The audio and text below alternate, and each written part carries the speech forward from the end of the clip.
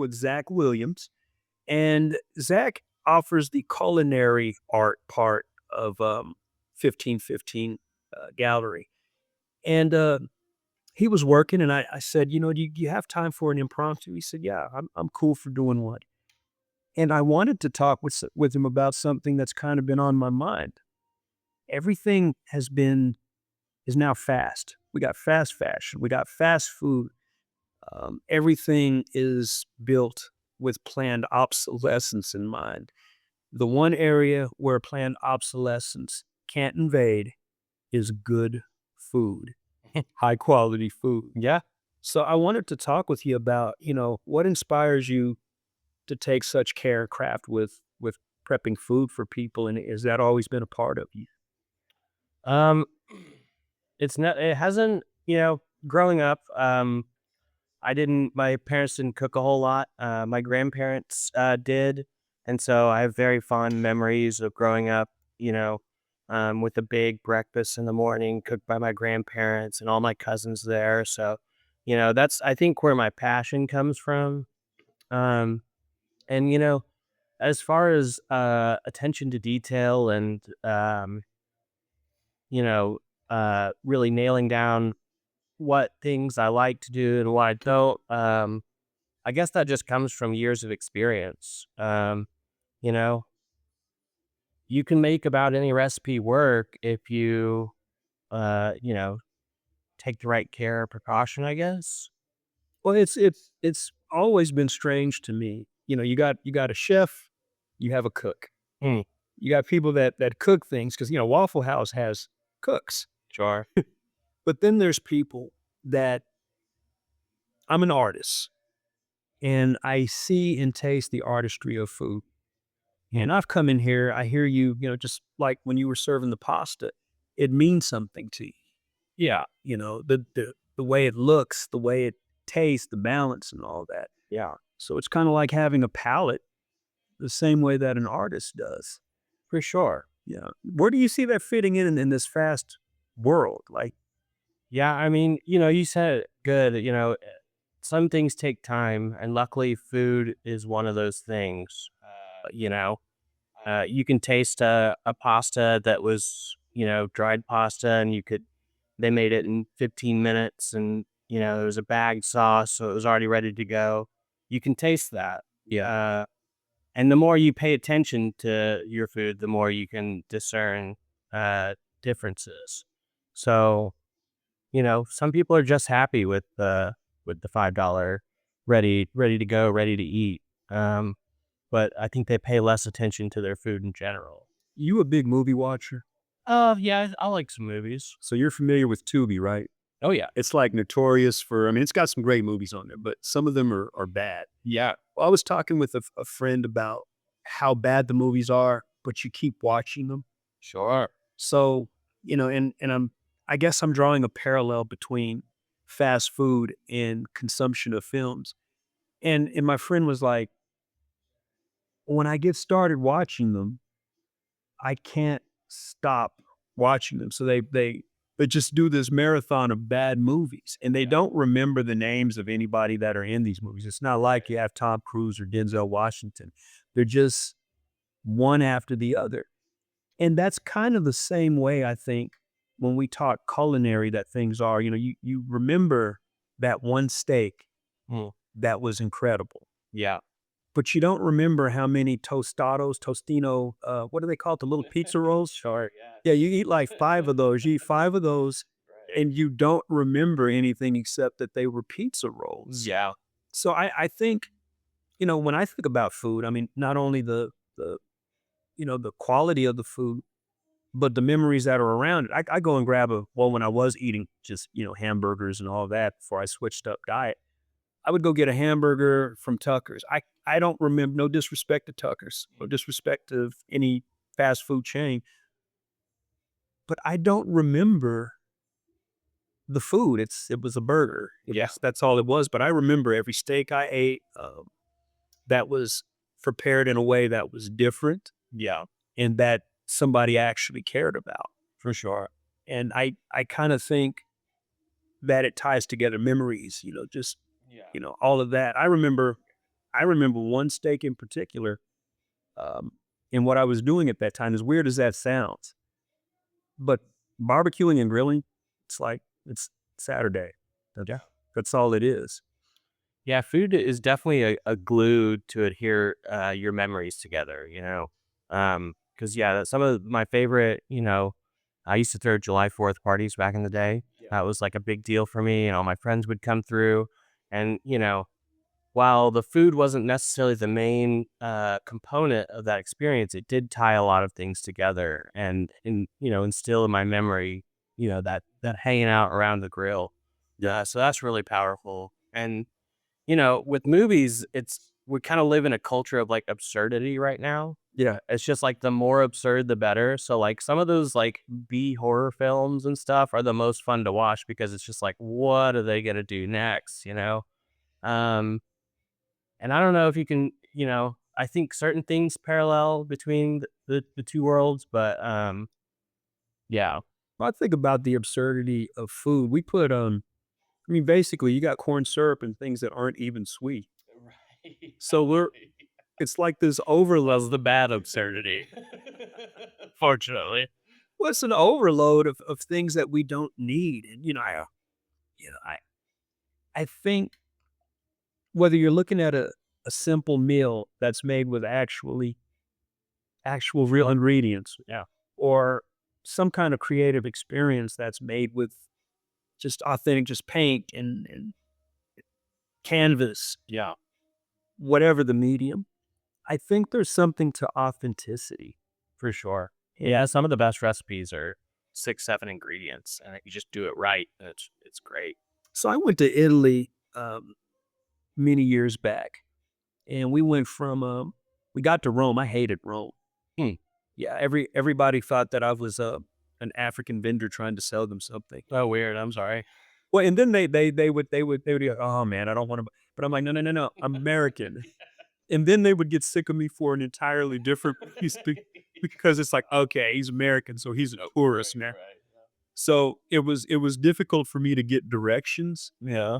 and I didn't speak Italian. If you know Spanish, then you can, and I don't speak either of them. But I noticed I would, my whole idea of Italian food was so different when before I went over.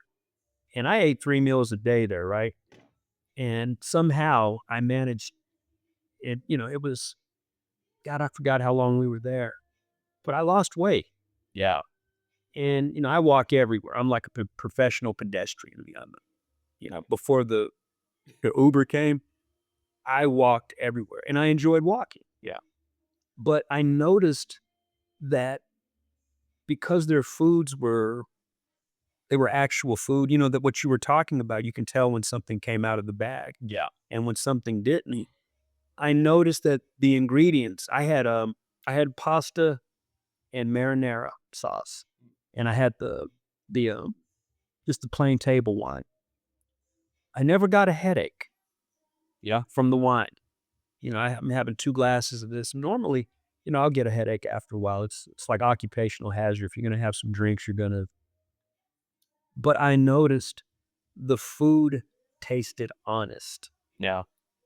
And when you have, something like what you're doing with the bistro and you caring, it's kind of giving them an experience as far as what authenticity should taste like, Sure. which is pretty cool. Yeah.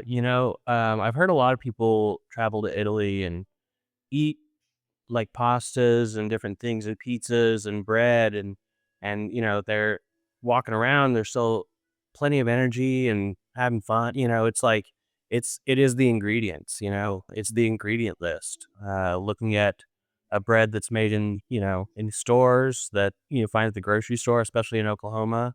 If the ingredient list is a mile long, yeah, there's probably going to be some issues with that. So um but, it's those are also things that have come from necessity, food deserts, are a big thing in Oklahoma and in America, so I don't think it was a intentional disruption of our health, but in order to grow as fast as America did, They had to cut some corners. They had to cut corners and be smart about what things they thought they could put in there that wouldn't mess with art, you know? Because I'm sure there's a way to stabilize anything. Uh, Chemically, I'm sure it's terrible, but, It's sort of a catch-22. sure. You got this big population and the simple way of doing things. So, I really agree with you as far as there's no villain, but there are, I don't know, when you become larger, it becomes mass production, anything, whether it's food or shirts or Right, whatever, it becomes, so how do I get this out there? And how do I get the most shelf life out of it? right. So I think there can be a balance, but it's not gonna be it's not gonna be easy. No, it's not. And yeah, greed is a big part of our society right now. So, um, yeah, if you're a CEO making $2 million a year, and then you see a way where you can make an extra 250,000 by inserting this chemical that somebody told you was okay, it's a gray area that It is. I'm glad I'm not a part of. It's funny, fast fashion. I haven't felt a shirt that was actually cotton in a long time. I wash it. Now you buy clothes. God, I don't want to put H&M on blast. No, I mean, yeah, they probably deserve it. They probably deserve it. You put on an H&M sweater and that thing falls apart like it's just biodegradable. It's one-time use. You have to buy 5 of that shirt in order to get a month's worth of wear out of it. Yeah. So, I think I sometimes rail against disposable culture. Yeah, I mean, it's something. Yeah, I don't think throwaway culture is good.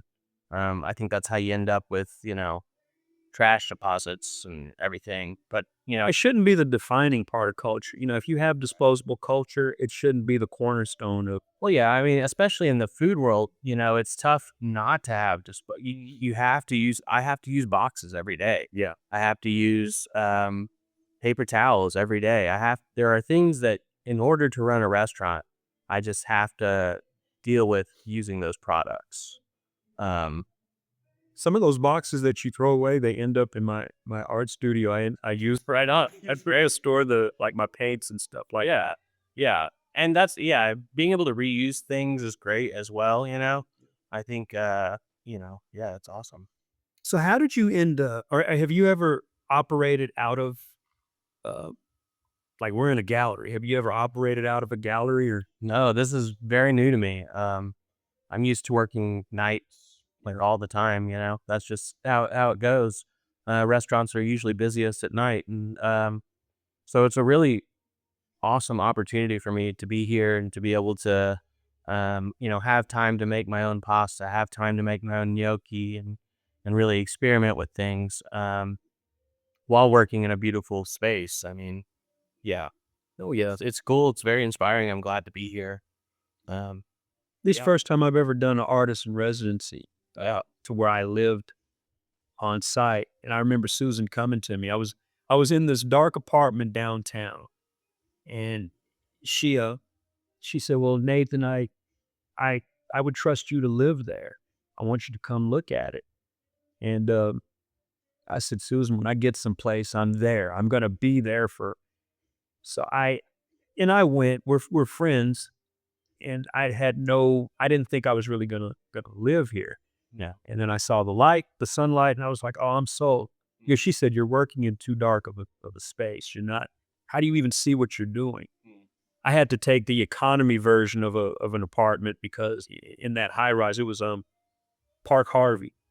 So if I got the bird's eye view, I'd be paying maybe $300 more for the same apartment.